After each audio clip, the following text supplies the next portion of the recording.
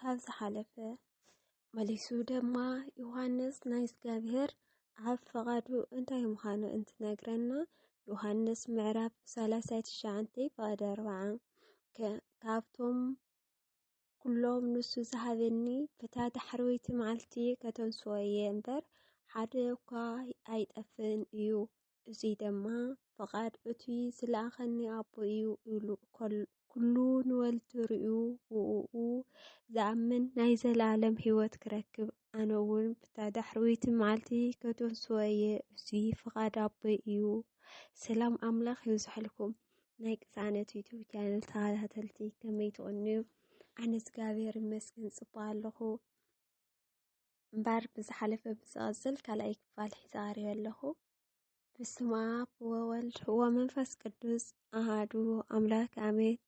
መንፈስ ቅዱስ ሰባት ብወዲ እግዚአብሔር እንተኣሚኑ ናይ መንፈስ ቅዱስ ስራሕ ኣብ ህይወቶም ይረአዩ። እዚ ድማ ዘድሓነ ሰብ ዝረኽቦ ጸጋ ስለ ዝኾነ መረጋገፂና እዩ።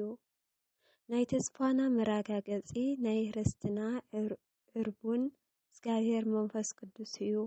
ናቱ ከም ዝኾንና ዝሓተመናን መፍለጥታ ዝገበረናን ኣብ ልቦና እውን መተኣማመኒ መንፈስ ቅዱስ ዝሃበናን እግዚአብሔር እዩ። ካልኣይ ቆሮንጦስ ምዕራፍ 1 ፈቐደ 22 ነዚ ዘዳልወልና እግዚአብሔር እዩ። ዕርቡን መንፈሱ እውን ዝሃበና ንሱ እዩ። ካልኣይ ቆሮንጦስ ምዕራፍ 5 ፈቐደ 5 ክብል መንፈስ ቅዱስ ናይ ተስፋና መትሓዚ ዕርቡን ኣብ ልቦና ዝተሓተመ መርገፂ ከም ዝኾነ ይገልጽ። ኣብ ኤፌሶን መላእክቱ ድማ ኤፌሶን ምዕራፍ 1 ፈቐደ 14 ንኽብሩ ምስጋና ይኸውን እግዚአብሔር ነቶም ናይ ባዕሉ ዝኾኑ ኩሎም ክሳዕ ዝድሕኖም መንፈስ ቅዱስ ነቲ ክንረኽቦ ዘለና ርስቲ ዕርቡን እዩ። ዘለወጠ ህይወት ተስፋና ግና ብናይ ክርስቶስ ዳግማይ ምጽአት ክግለጽ እዩ። እዚ ተስፋ እዚ ጠቕላላ ህይወትና ዝቕይር እምበር ምስ ህይወትና ምንም ርክብ ዘይብሉ ኣይኮነን። ቅዱስ ጳውሎስ ኣብ ቲቶስ መላእክቱ ነቲቶስ ምዕራፍ 2 ፈቐደ 11 ክሳብ 13 ኩሉ ሰብ ዝድሕን ጸጋ እግዚአብሔር ተገሊጹ እዩ እሞ ጸጋ እዚ ሓጢአት ዓለማዊ ድልየትን ሓዲግና ናብዛ ዓለም እዚኣ ርስትና መሊኽና ብጽድቅን ብመንፈስ ህይወትን ክንነብር ይምርሐና።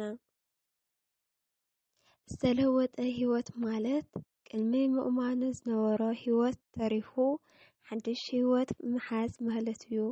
እዚ እውን ናይ ፍቕሪ ህይወት፣ ናይ ምስጋና ወይ ድማ ኣምልኾ ህይወት፣ ናይ ደስታ ወይ ድማ መጽናንዒ ህይወት፣ ናይ መንከራ ደስታን ህይወት፣ ናይ ቅድስና ህይወት፣ ናይ ሕብረት ህይወት፣ ዝዓቢ ህይወት፣ ናይ ጸሎት ህይወት ወዘተ ክበሃል ይከኣል። ሰናይ ስራሕ ንምንታይ ንሰርሕ? ንእግዚአብሔር ዘለና ፍቕሪ ንምግላጽ። ዮሐንስ ምዕራፍ 14 ፈቐደ 21 እቲ ትእዛዛተይ ዝሕልዎም ዝሕሉ ንሱ እዩ ዘፍቀረኒ። ካልኣይ ናይ እምነትና ውፅኢት ስለ ዝኾነ ሰናይ ስራሕ ናይ ሃይማኖት ውፅኢት እዩ። ሓቀኛ ሃይማኖት ዘለዎ ኩሉ ናይ ግድን ሰናይ ስራሕ ይሰርሕ።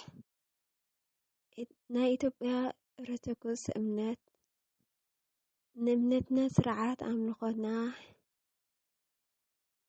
የውጭ ግኝት 2009 ዓመተ ምህረት ገጽ 64-65 ንክርስቲያናዊ ህይወት ሰናይ ስራሕ ናይ ግድን ኣድላይ ስለ ዝኾነ ምክንያቱ ሰናይ ምግባር ዘይብሉ ሃይማኖት ሞተ ስለ ዝኾነ እታ እምነት ህልውና የብሉን። እምነት ብዘይ ተግባር ምዝሞተት ምዃና ክትፈልጥ ዶ ትደሊ ኢኻ? እምነት ብተግባር ስለ ዘይፍጸም እያ። ብተግባር እምነት ከም ዝተፈጸመት ትርኢዶ ኣለኻ። ዝኣመነ ሰብ ናይ ግድን ሰናይ ስራሕ ክሰርሕ ስለ ዘለዎን ሰብ ዝድሓነ ኣቐዲሙ ዝተዘጋጀወሉ ሰናይ ስራሕ ንምስራሕ ስለ ዝኾነ እዩ። ኤፌሶን ምዕራፍ 2:10 ሰናይ ስራሕ ናሰራሕና ክንነብር ብክርስቶስ ኢየሱስ ተፈጠርና። ሰባት ኢኣማንያውያን ዘይተጠመቑ ብናትና ሰናይ ምግባር ንሰማያዊ ኣቦና ምእንቲ ይኽብሩ። ማቴዎስ ምዕራፍ 5:16 ነቲ ጽቡቕ ግብርኩም ሪኦም ኣብ ሰማይ ዘሎ ኣቦኻትኩም ምእንቲ ከመስግንዎ ብርሃንኩም ኣብ ቅድሚ ሰባት ይብራ። ናይ ምድሓንና መረጋገጽታት ስለ ምድሓን ክለዓል ከሎ ምለሱ ካብ ዝግብኦም ጥያቄታት እቲ ሓደ መረጋገፂና እንታይ እዩ ዝብል እዩ። ብሓፈሻ ናይ ወዲ ሰብ ናይ ምድሓን ስራሕ ብመድሓኒትና እግዚኣብሔር ተፈጺሙ እዩ። እዚ ኸ ብምንታይ ነረጋግጽ? ሕድሕድ ሰብ ኸ እዚ ምድሓን ከም ዝረከብ ምንታይ የረጋግጽ ዝብሉ ጥያቄታት ነዚ ዘመልክቱ እዮም። እግዚአብሔር መድሓንና ክንቅበል ከለና ብዘይ ምንም መረጋገፂ ዝተናገረና ናይ እግዚአብሔር መድሓን እዩ ኢልና ነቕበል ኢና ማለት ኣይኮነን። ኣሜን። ስለ ቃል እግዚአብሔር ኣምላኽና ዝተመስገነ ይሁን። ዝጎደለ ዝነጥበብ ኣብቲ መላእኽቲ ይተኣረመለይ ብሂወት ክንነብረሉ ቅዱስ ፈቃዱ ይሁነና። ወስብሐት ለእግዚአብሔር ወለወላዲቱ ድንግል ወለመስቀሉ ክቡር ለዓለመ ዓለም አሜን።